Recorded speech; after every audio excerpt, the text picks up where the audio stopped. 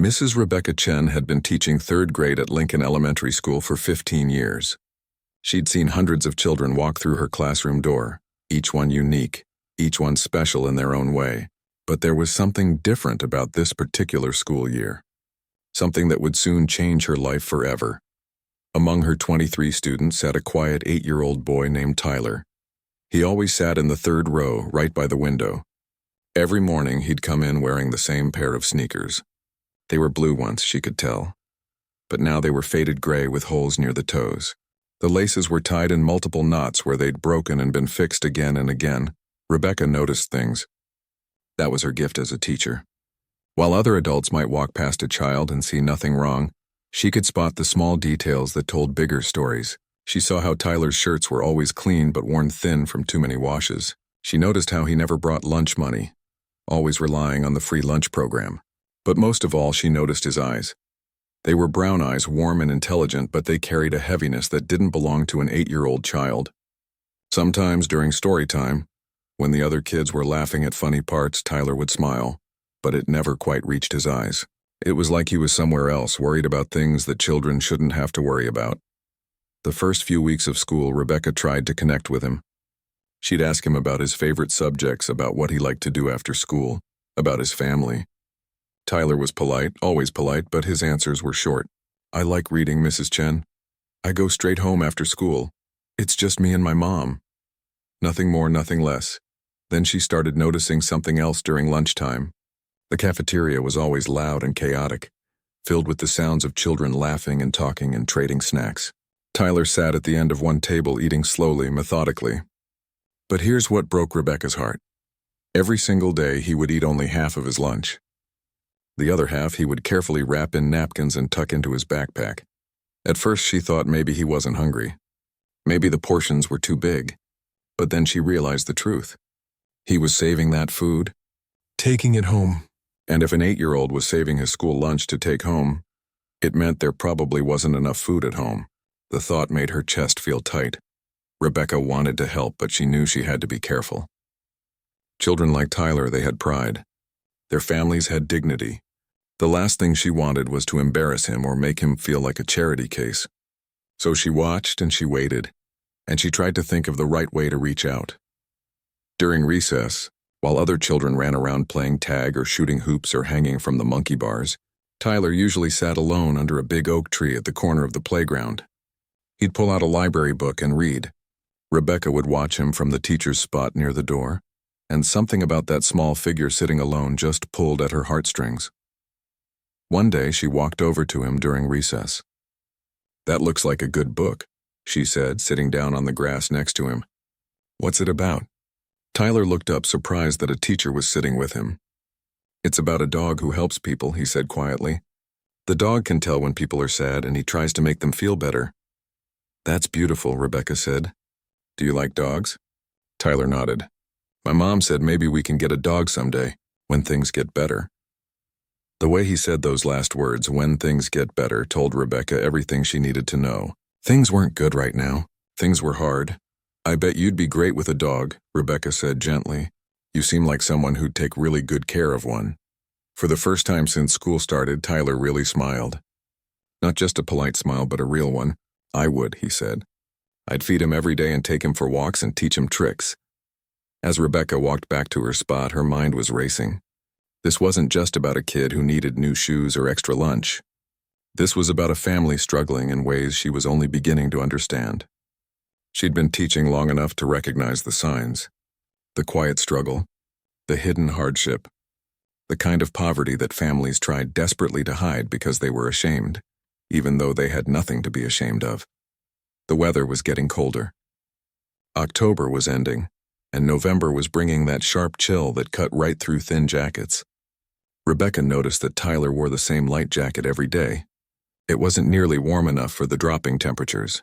On particularly cold mornings, she could see him shivering as he waited for the school doors to open. She started keeping the classroom a little warmer than usual. She kept extra pencils and notebooks in her desk and would quietly slip them to Tyler when he needed them, making it seem casual, like it was no big deal. She recommended books to him that she knew he'd love, making sure he always had something good to read. Small things. Quiet things. Things that wouldn't make him feel different or less than the other kids. But Rebecca knew these small gestures weren't enough.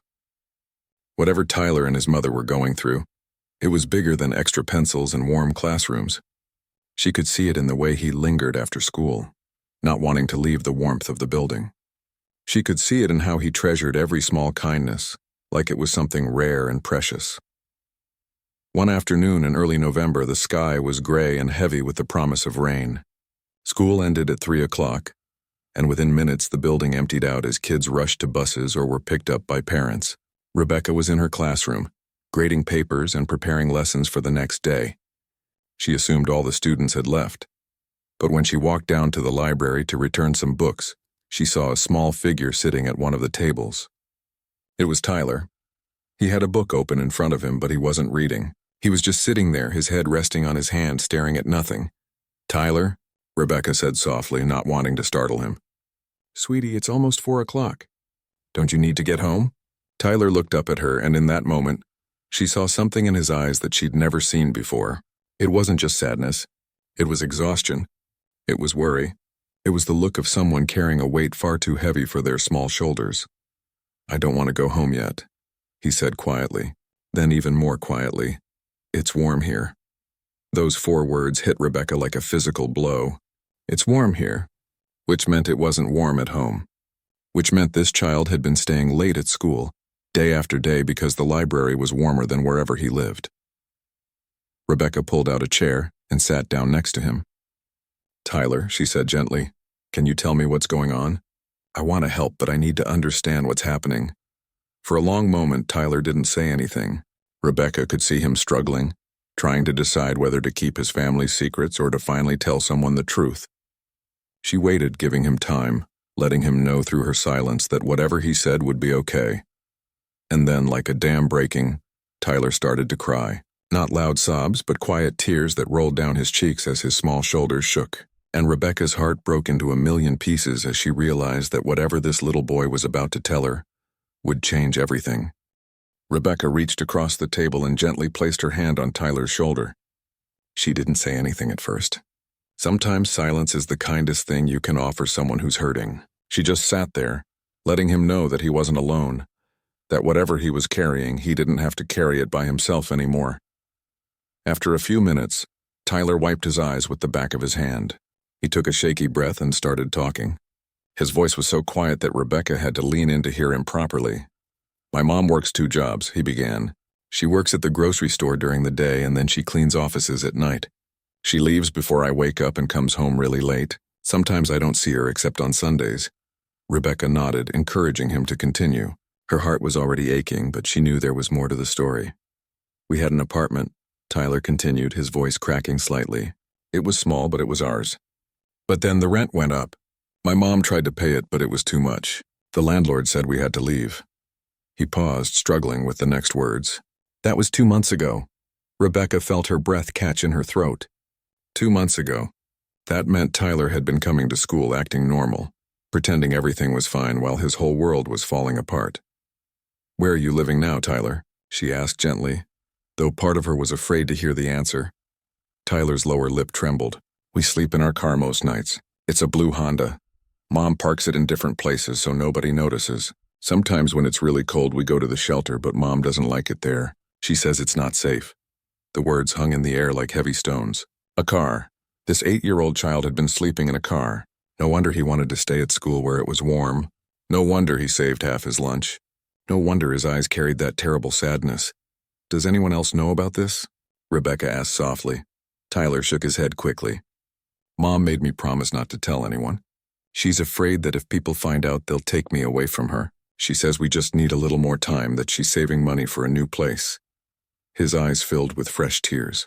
"But Mrs. Chen, it's been 2 months and nothing's getting better. It's getting colder. Last night I could see my breath inside the car." Rebecca felt anger rising in her chest, not at Tyler or his mother, but at a world where a woman could work 2 jobs and still not afford a place for her child to sleep. At a system that somehow let families fall through the cracks. At the injustice of it all. But she pushed down that anger because right now Tyler didn't need her anger. He needed her help. "Tyler, listen to me very carefully," she said, making sure he was looking at her. You telling me this doesn't mean you're betraying your mom. It means you're being brave. And I promise you, I'm not going to do anything that would separate you from her. What I am going to do is help. Both of you, okay? Tyler searched her face, looking for any sign that he'd made a mistake by telling the truth. But all he saw was kindness and determination. How? He asked simply. How can you help? I don't know exactly yet, Rebecca admitted honestly. But I'm going to figure it out. First, though, I need to talk to your mom. Do you think she'd be willing to meet with me? Fear flashed across Tyler's face again. She'll be mad that I told. No, she won't, Rebecca said firmly. I'll explain that you didn't have a choice, that I figured it out on my own. I'll tell her the truth, that I notice things because I pay attention to my students. Your mom sounds like a strong, hard-working woman who loves you very much. I just want to talk to her, parent to parent, and see how we can help. Tyler thought about this for a moment, then slowly nodded. She picks me up from the after-school program at 6 o'clock. You could talk to her then. Perfect, Rebecca said. Now, have you eaten anything since lunch? Tyler shook his head. Rebecca stood up and held out her hand. Come on then. I've got some snacks in my classroom and you're going to eat something before you leave today. No arguments. For the first time in their conversation, Tyler smiled a little. Okay, Mrs. Chen. They walked back to the classroom together and Rebecca pulled out a box of granola bars, some crackers, and a juice box from her personal stash. She watched as Tyler ate, trying not to show how hungry he actually was, trying to maintain his dignity even now. As he ate, Rebecca's mind was racing. She thought about calling social services, but Tyler's fear about being taken from his mother was real. The system didn't always work the way it should. Sometimes it helped and sometimes it made things worse. She needed to be smart about this, careful. She needed to find a way to help that wouldn't put this family at more risk. At 6 o'clock, Rebecca walked with Tyler to the front of the school, where parents picked up kids from the after-school program. A blue Honda pulled up and Rebecca saw a woman in her early 30s with tired eyes and worry lines on her face.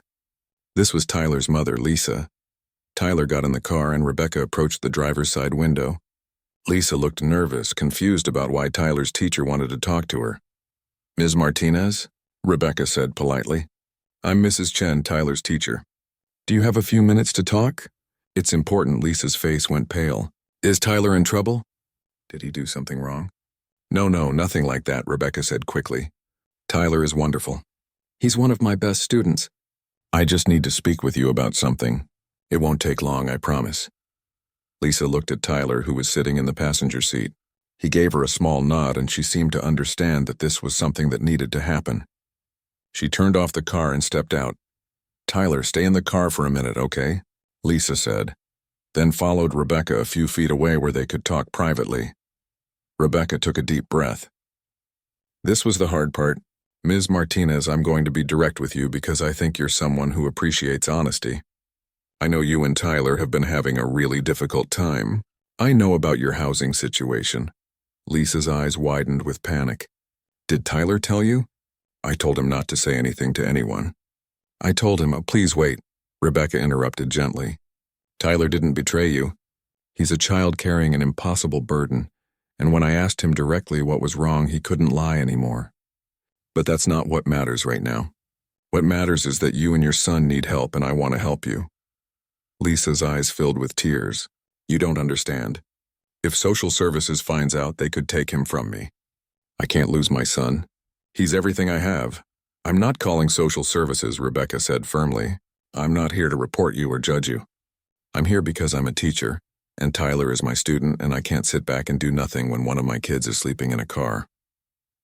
Lisa's tough exterior finally cracked. Tears spilled down her cheeks as she covered her face with her hands. I've tried so hard, she whispered. I work all the time. I never stop working. But it's never enough. The rent is too high, everything costs too much, and I can't get ahead. I can't give my son what he deserves. Rebecca put her hand on Lisa's arm. You're giving him exactly what he needs, which is a mother who loves him and fights for him every single day. But you don't have to fight alone anymore. Will you let me help? Will you let the school community help? Lisa looked up at Rebecca through her tears, hope and fear battling in her eyes.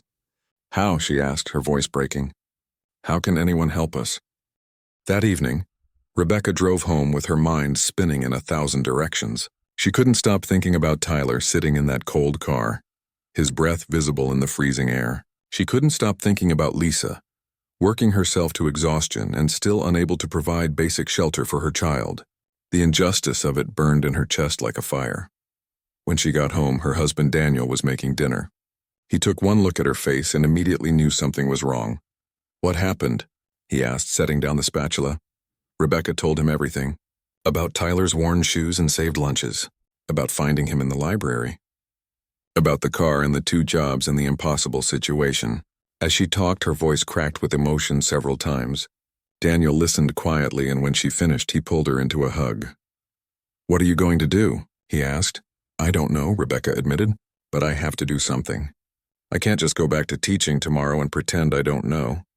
I can't look at Tyler sitting in my classroom and know that he's going back to sleep in a car tonight." Daniel pulled back and looked at his wife.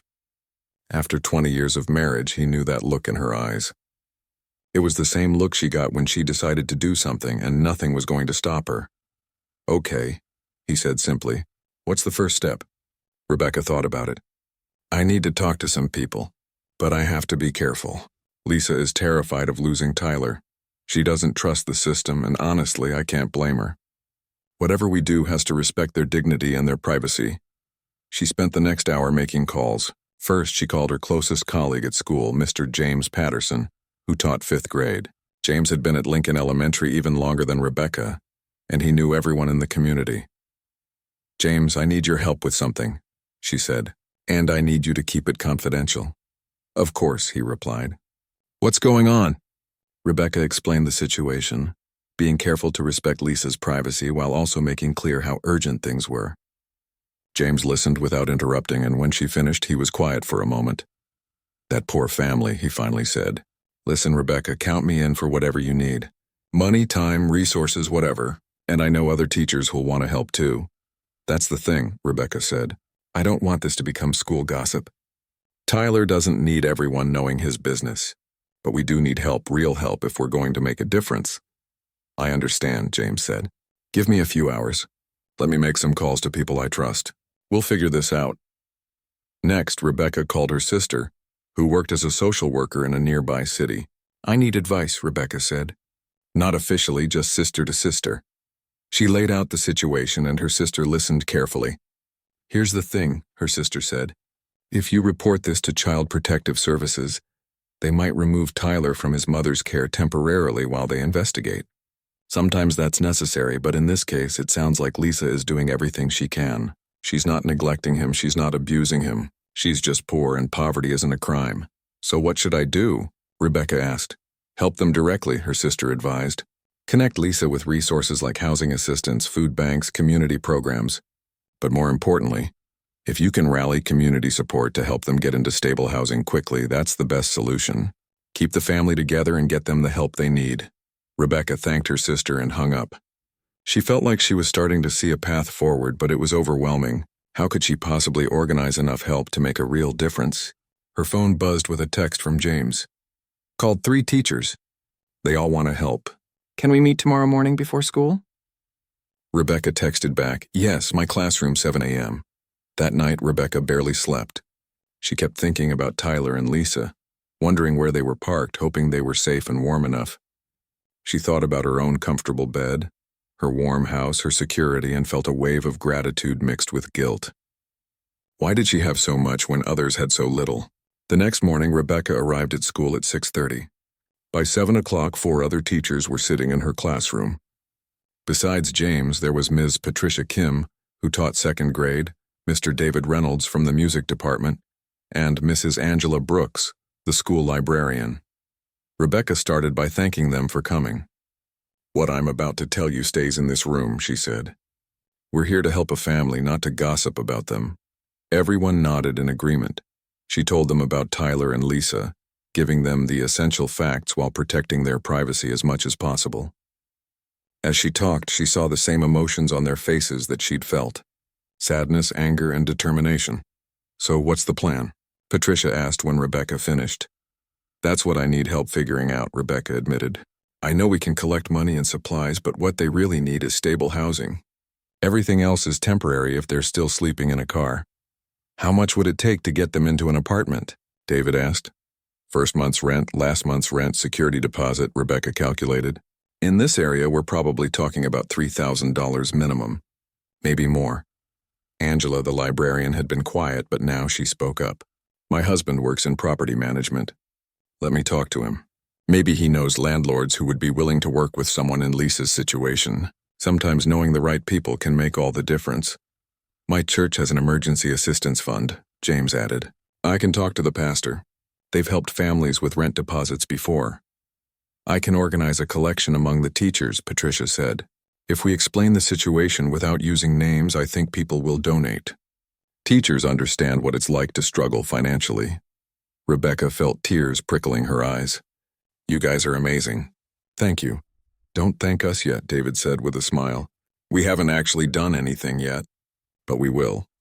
Over the next 2 hours, they made a plan. Angela would talk to her husband about housing options. James would approach his church.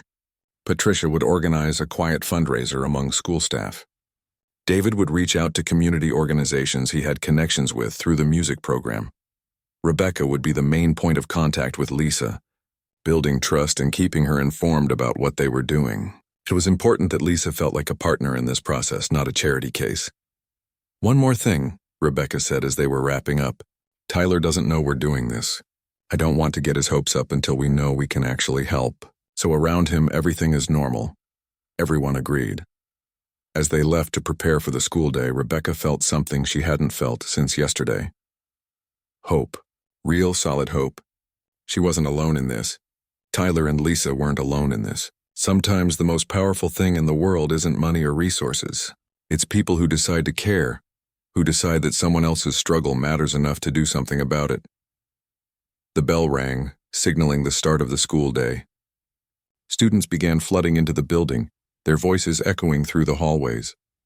Rebecca stood at her classroom door, greeting each child as they entered. When Tyler walked in, she gave him a warm smile. Good morning, Tyler, she said. Good morning, Mrs. Chen, he replied quietly. He didn't know it yet, but his life was about to change. Because when good people decide to act, miracles can happen. Word spread through Lincoln Elementary School like ripples in a pond. Not as gossip or rumor, but as a quiet call to action. Rebecca had been careful not to use Tyler's name, but she'd sent an email to all the teachers explaining that a family in their school community was facing homelessness and needed help. She didn't give details that would identify them, just enough information to make it real. The response was immediate and overwhelming. Within 24 hours, Patricia had collected over $800 from teachers alone. Some gave $5, others gave $50, but everyone gave something. Even the teachers who were struggling financially themselves found a way to contribute. There was something about knowing it was one of their own students, one of the children they saw in the hallways every day, that made it impossible to look away. But it wasn't just about money. That was what surprised Rebecca the most. It was the way people wanted to help in whatever way they could. The school secretary, Mrs. Rodriguez, had a daughter who'd outgrown boxes of winter clothes. They're practically brand new, she told Rebecca, carrying in 3 large bags. If this family can use them, they're welcome to them. Coach Williams, who ran the PE program, knew a dentist who did pro bono work. I heard the mom works 2 jobs without benefits, he said. If they need medical or dental care, I can connect them. Ms. Thompson from the cafeteria started quietly packing extra food at the end of each day. For your student, she'd say to Rebecca, handing her containers of fruit, sandwiches, and leftovers. Make sure he takes this home. Even the custodian, Mr. Lee, approached Rebecca one afternoon. He was a quiet man who usually kept to himself. I was homeless once, he said simply. Long time ago. People helped me. I want to help this family. He handed her a folded envelope with $200 inside. Angela came back with incredible news. Her husband had talked to a landlord he knew, a man named Mr. Peterson who owned several rental properties in the area. Mr. Peterson had a 2-bedroom apartment available. The normal rent was $1,200 a month. But when he heard about Lisa's situation, he agreed to rent it to her for $900 a month and waive the security deposit. He said he remembers what it was like to struggle, Angela explained to Rebecca. He grew up poor and knows how hard it is to get back on your feet. He wants to give this family a real chance. James returned from his church with even more good news. The pastor had presented Lisa's situation to the congregation without using names, and the church had voted to pay the first 3 months of rent from their emergency fund. That was $2,700, enough to give Lisa breathing room to save money and get stable. Rebecca could barely believe what was happening. In less than a week, they'd gone from having no plan to having a real solution. An actual apartment, rent covered for 3 months. Money for furniture and supplies, and a community of people ready to support this family, however they could. But Rebecca knew the most delicate part was still ahead: talking to Lisa. She needed to present this in a way that respected Lisa's pride and independence. This couldn't feel like charity. It had to feel like community, like neighbors helping neighbors. That Friday afternoon, Rebecca asked Lisa if they could meet at a coffee shop after Lisa picked up Tyler from school. Lisa looked worried, like she was afraid of bad news, but she agreed. They sat in a quiet corner with cups of coffee between them. Tyler was at a table nearby, reading a book and drinking hot chocolate. Rebecca had bought him a chocolate muffin, which he was eating slowly, savoring every bite. "Ms. Martinez," Rebecca began, "I want to tell you about something that's been happening this week." Lisa's hands tightened around her coffee cup, bracing herself. "When I told some trusted colleagues about your situation, being very careful with your privacy, something amazing started happening," Rebecca continued. "Teachers started asking how they could help. Not out of pity, but because you're part of our school family. Because Tyler is one of our kids. I don't want charity," Lisa said quietly, her voice strained. "I know," Rebecca said gently, "and this isn't charity. This is community. Let me ask you something. If your neighbor's house burned down, would you bring them a meal?" "Of course I would," Lisa said. "Would that be charity?" "No, that would just be being a decent person." "Exactly," Rebecca said. "That's what this is. You're facing a crisis that isn't your fault. You work 2 jobs. You're doing everything right. But the system is rigged against families like yours. And sometimes doing everything right still isn't enough. So your community wants to step up, the same way you'd step up for someone else if you could." Lisa's eyes were shining with tears. "What are you saying?" Rebecca took a deep breath. "We found you an apartment. A real landlord, not a scam. 2 bedrooms in a safe neighborhood close to Tyler's school. The rent is $900 a month, which I know is still a lot, but it's below market rate. And the church where one of our teachers attends has agreed to pay your first 3 months of rent." Lisa's hand went to her mouth. She couldn't speak. "There's more," Rebecca continued. "Teachers at the school have collected money and donations. We have furniture, kitchen supplies, bedding, towels, clothes for Tyler. Everything you need to actually move in and live there. And Ms. Martinez, Lisa, if I may call you that, this isn't a loan. Nobody expects you to pay this back. The only thing anyone wants is for you and Tyler to be safe and stable." Tears were streaming down Lisa's face now. "I don't understand," she whispered. "Why would strangers do this for us?" "Because you're not strangers," Rebecca said, her own voice thick with emotion. "Tyler sits in my classroom every day. He's a sweet, smart, kind boy who deserves a safe place to sleep. And you're a mother who works herself to exhaustion trying to provide for your son. You're not strangers. You're our people." Lisa was crying openly now, not trying to hide it. Other people in the coffee shop were starting to notice, but Rebecca didn't care. Sometimes tears are appropriate. Sometimes tears are the only reasonable response to overwhelming kindness. "I don't know what to say." Lisa managed to get out between sobs. "Say yes," Rebecca said simply. "Say yes, you'll let us help. Say yes, you'll move into that apartment. Say yes, you'll give Tyler the childhood he deserves." Lisa looked over at Tyler, who had noticed his mother crying and was watching with worried eyes. She waved at him, letting him know she was okay. Then she looked back at Rebecca. "Yes," she whispered. "Yes, and thank you. Thank you so much." Rebecca reached across the table and squeezed Lisa's hand. "You're welcome. Now let's talk details. The apartment is available immediately. We've been collecting furniture and supplies all week. Some teachers have volunteered to help with the move. We can have you out of that car and into your new home by tomorrow if you want." "Tomorrow?" Lisa asked in disbelief. "Tomorrow," Rebecca confirmed with a smile. That night, after saying goodbye to Lisa and Tyler, Rebecca sat in her own car for a long moment before driving home. She thought about how quickly things could change when people decided to care. 1 week ago, a family was sleeping in a car with no hope in sight. Now they were about to have a home. She started her car and headed home, her heart fuller than it had been in years. Because she'd remembered something important.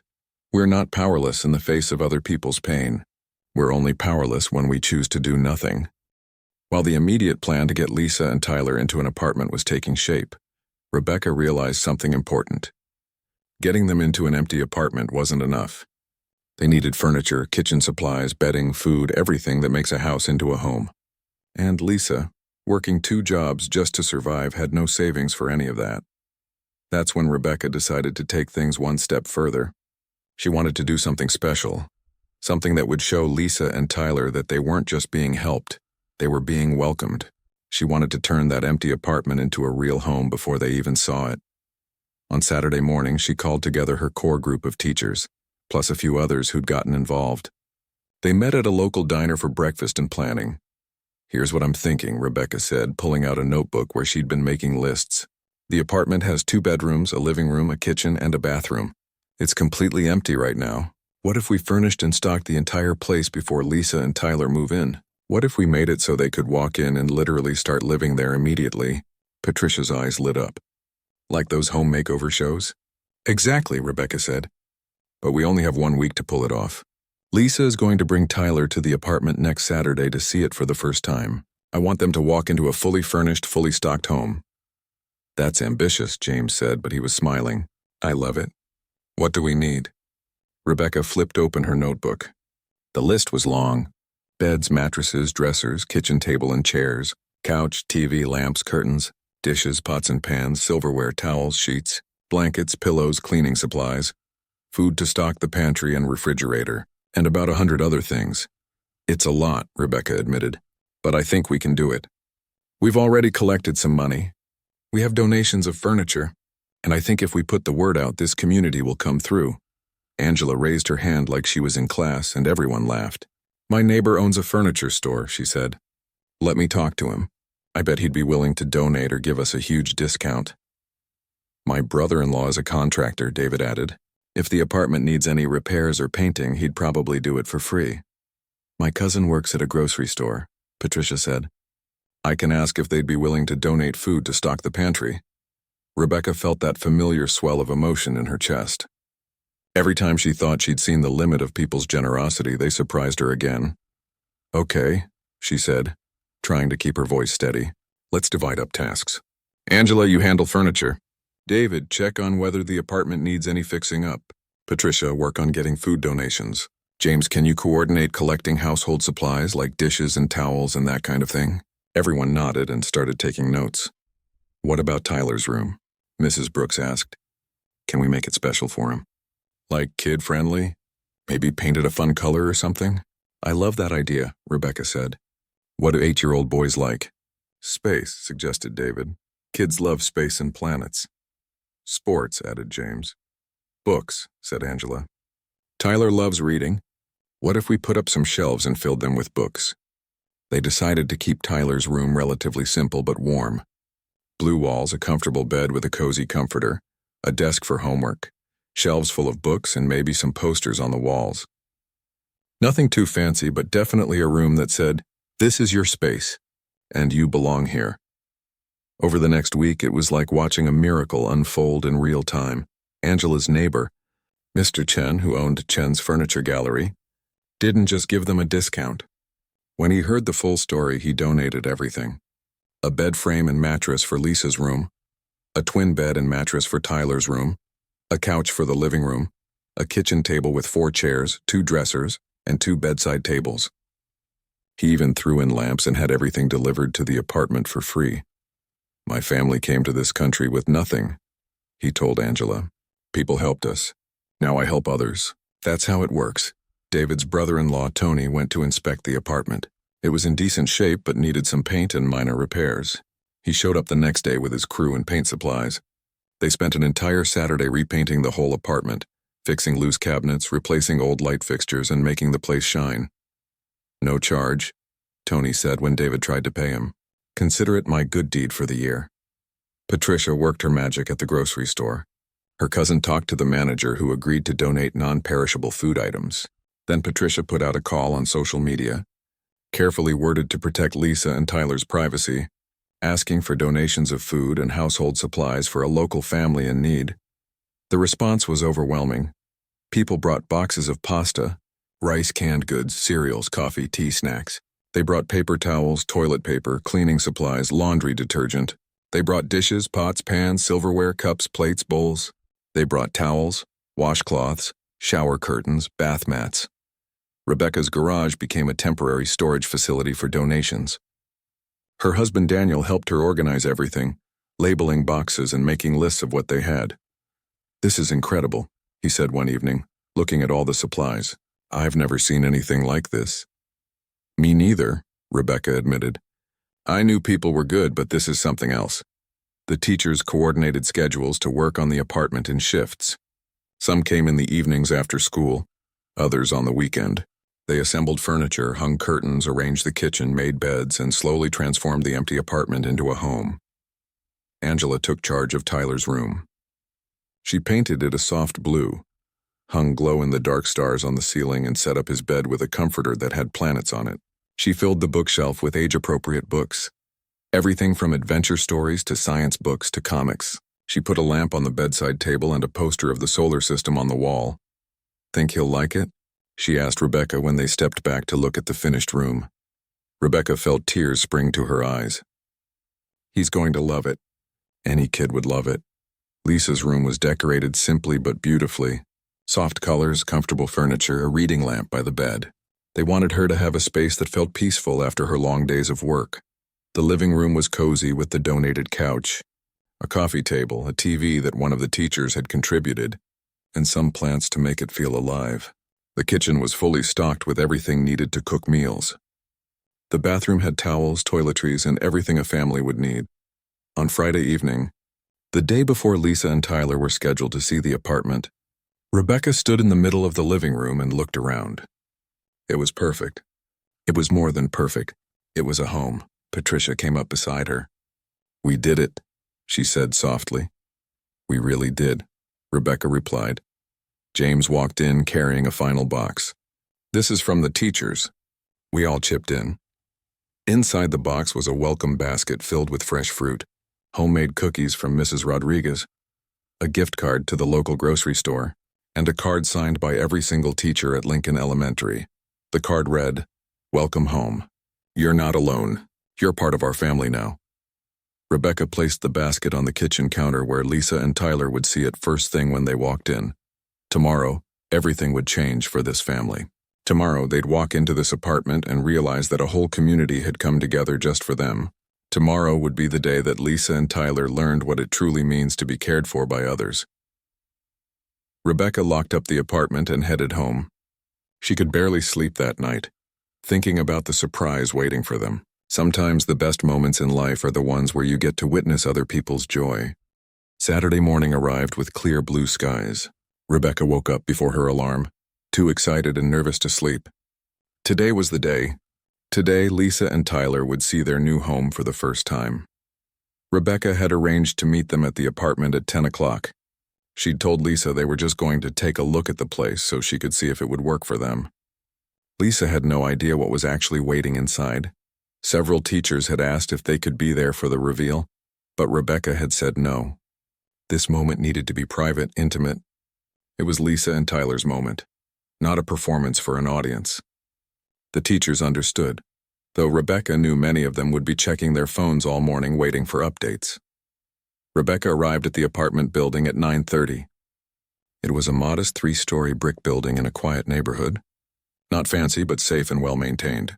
The kind of place where kids rode bikes on the sidewalk and neighbors said hello to each other. She let herself into the apartment one last time to make sure everything was perfect. The morning sunlight was streaming through the windows, making everything look warm and inviting. She adjusted a pillow on the couch, straightened a picture frame, and checked that the refrigerator was stocked with fresh milk, eggs, butter, and other essentials they'd need for the first few days. At exactly 10 o'clock, she heard footsteps in the hallway. Her heart started beating faster. She opened the door and saw Lisa and Tyler walking toward her. Lisa looked tired like she always did, but there was something else in her expression today. Hope, maybe.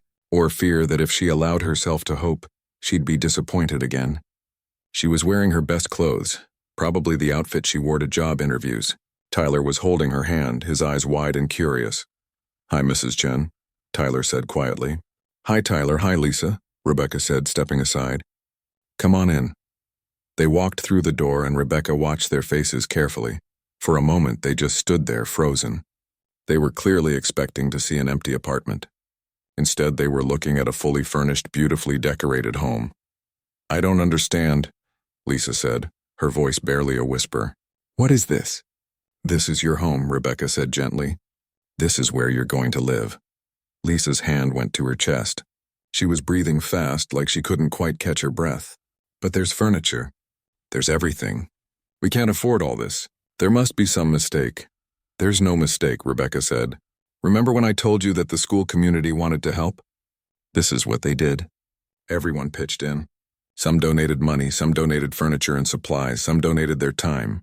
We wanted you to walk into a home, not an empty apartment.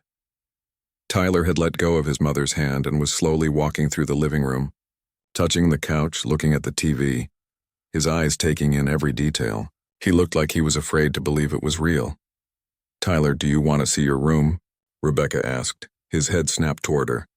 "My room?" "Go ahead," Lisa said, her voice shaking. "Go look." Tyler walked down the short hallway. There were 2 doors. He opened the first one and gasped. Rebecca and Lisa followed him. Tyler stood in the doorway of his bedroom, completely still. The blue walls, the bed with the planet comforter, the shelves filled with books, the glow-in-the-dark stars on the ceiling. It was more than he'd ever had, maybe more than he'd ever dreamed of having. "Is this really mine?" he asked, turning to look at his mother with tears in his eyes. Lisa couldn't speak. She was crying too hard. She just nodded.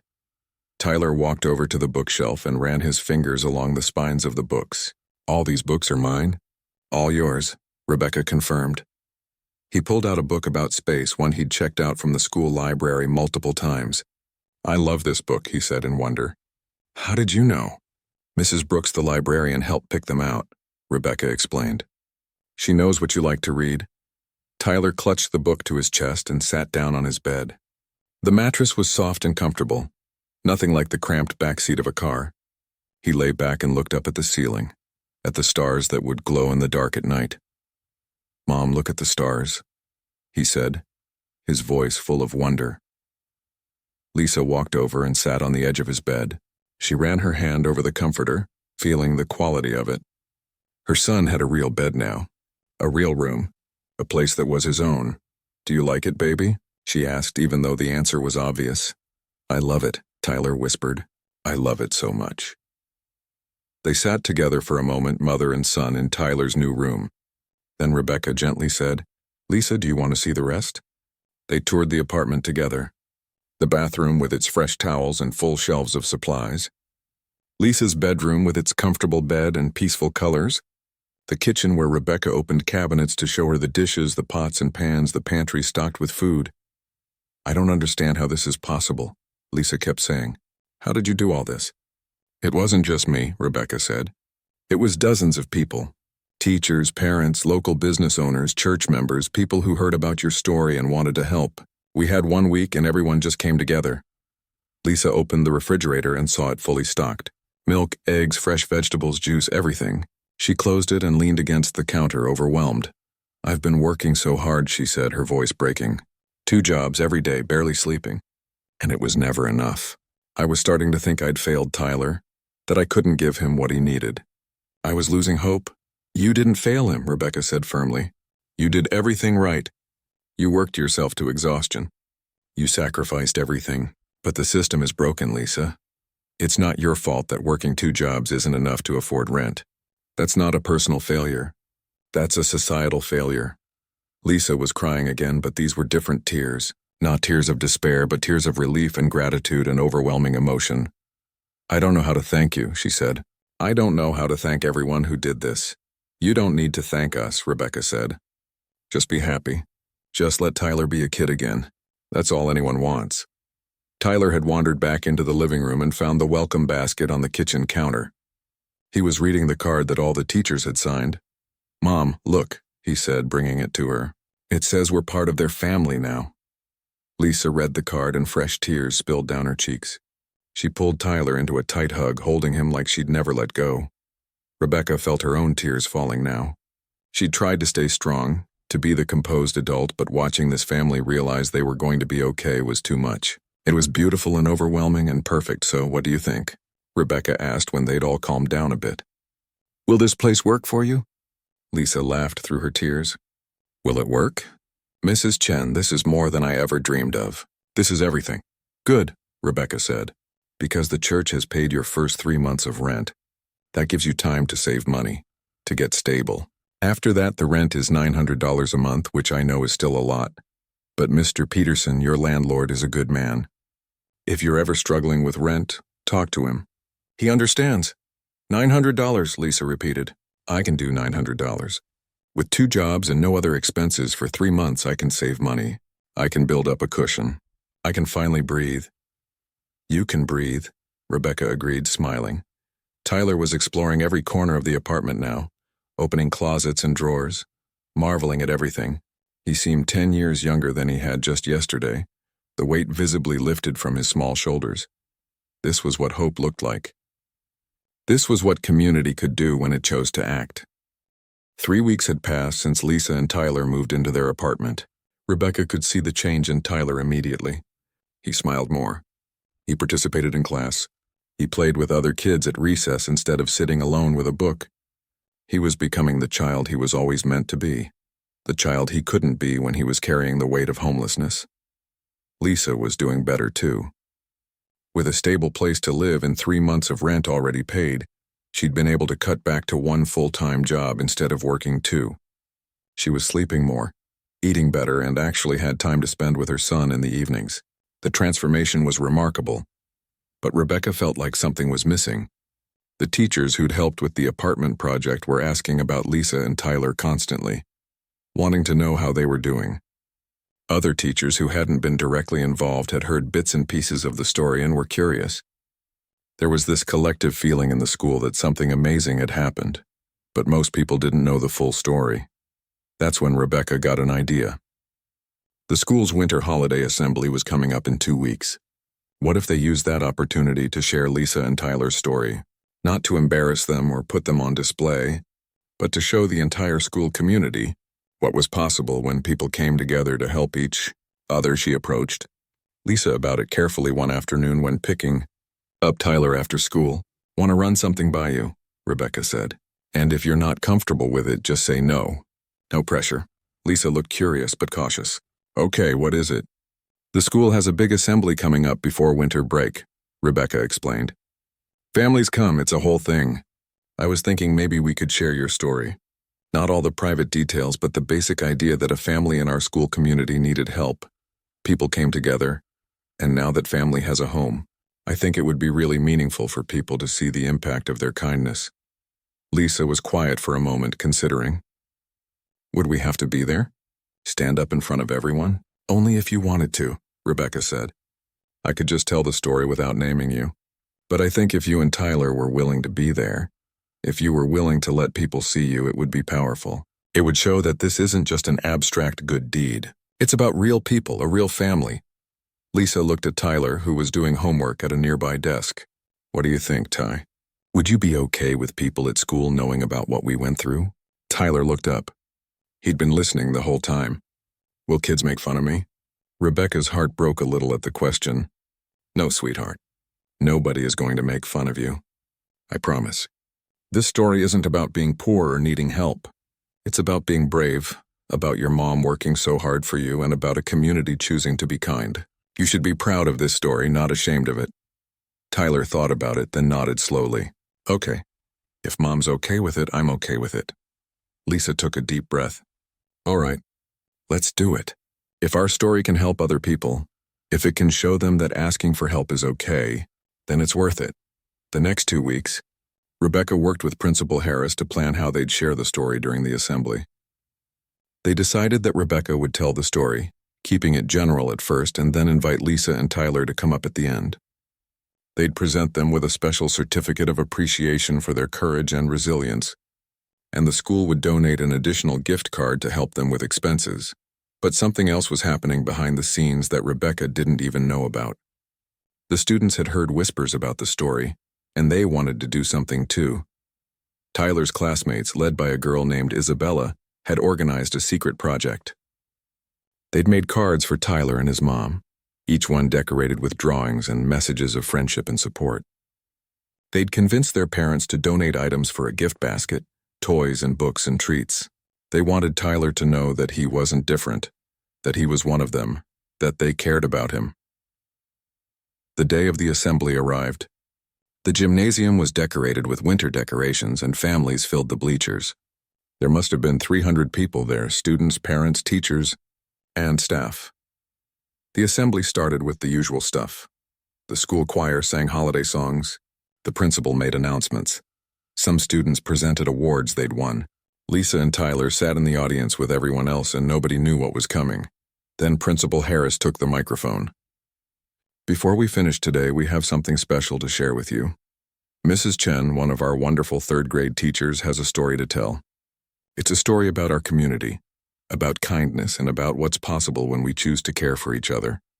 Rebecca walked up to the front. Her heart was pounding. She'd given presentations before. She'd spoken in front of groups many times, but this felt different. This mattered more. "Thank you, Principal Harris," she began, her voice steady despite her nerves. "A few months ago, I noticed that one of my students was struggling. He was quiet, withdrawn, and I could see sadness in his eyes that no child should carry. At first, I didn't know what was wrong, but I paid attention because that's what teachers do. We notice. We care." The audience was completely silent, everyone listening. Eventually, I learned the truth. The student and his mother were homeless. They were sleeping in their car. His mother was working 2 jobs, doing everything humanly possible, but it still wasn't enough to afford housing in our expensive area. They were living in impossible circumstances, and they were doing it quietly, with dignity, trying not to burden anyone. Rebecca could see people in the audience reacting, some with shock, others with recognition, realizing this was a real story about someone in their school. When I learned about their situation, I made a decision. I decided to ask for help. I reached out to a few trusted colleagues, and something beautiful happened. They wanted to help. Then more people wanted to help. Then the whole community wanted to help. She went through the story. The teachers collecting money, the furniture donations, the landlord who lowered the rent, the church that paid the first 3 months, the volunteers who turned an empty apartment into a home.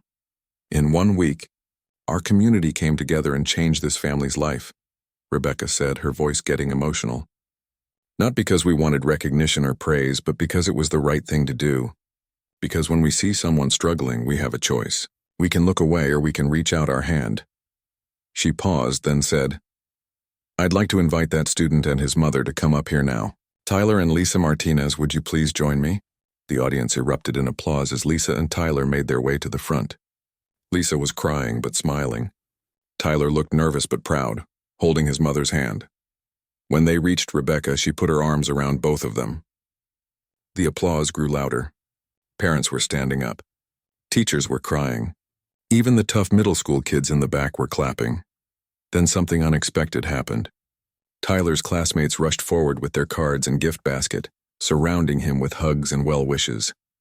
Isabella handed him the basket and said, loud enough for everyone to hear, "We're glad you're our friend, Tyler."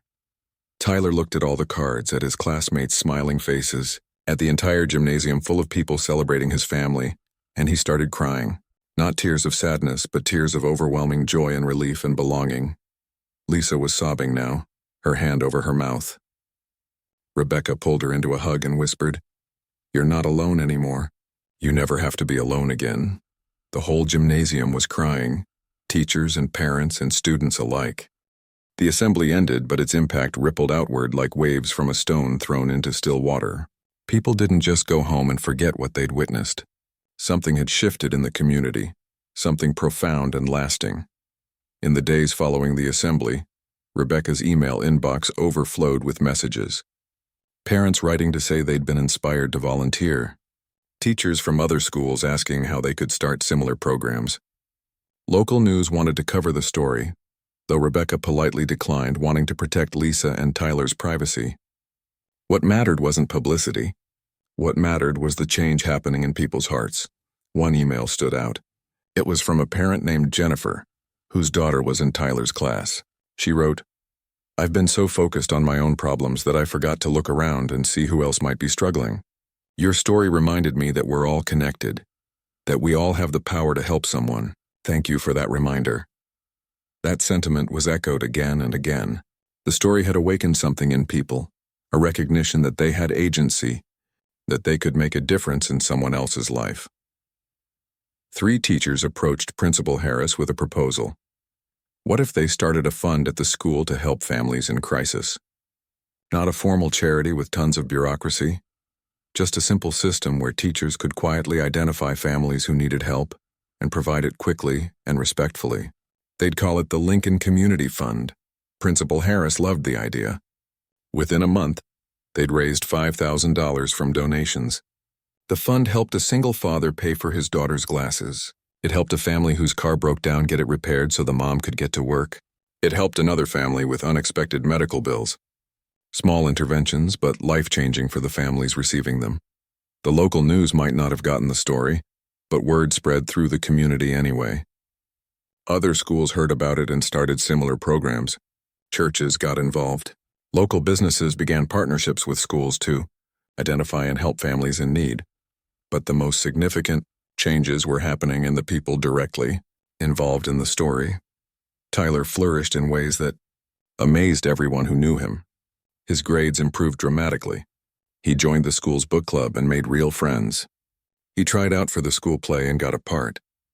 The quiet, withdrawn boy who used to sit alone under a tree was now a confident, happy kid who participated fully in school life. His teacher the following year told Rebecca, "I can't believe this is the same child you described to me.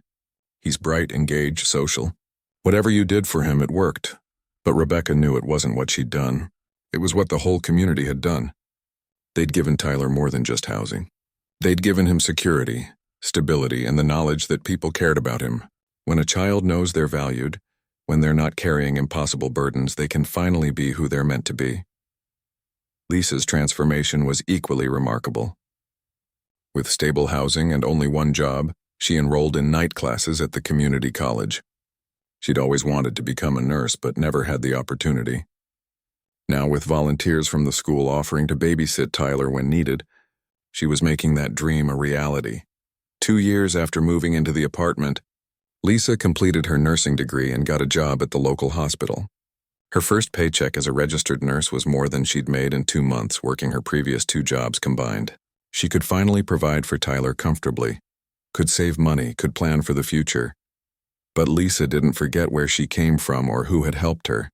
She became a volunteer coordinator for the Lincoln Community Fund, using her own experience to identify families in need and connect them with resources. She understood their shame, their pride, their fear because she'd felt all those things. She knew how to approach people with dignity and respect.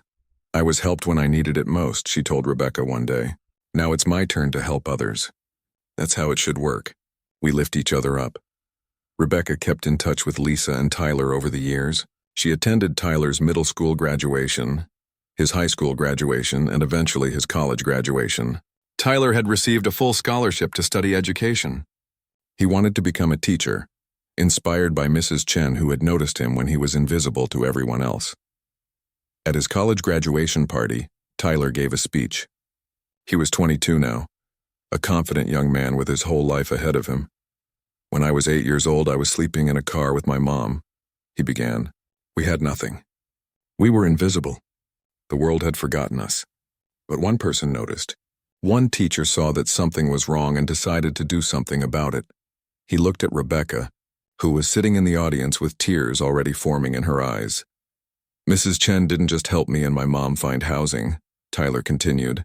"She showed us that we mattered. She showed us that our community cared about us. And that changed everything.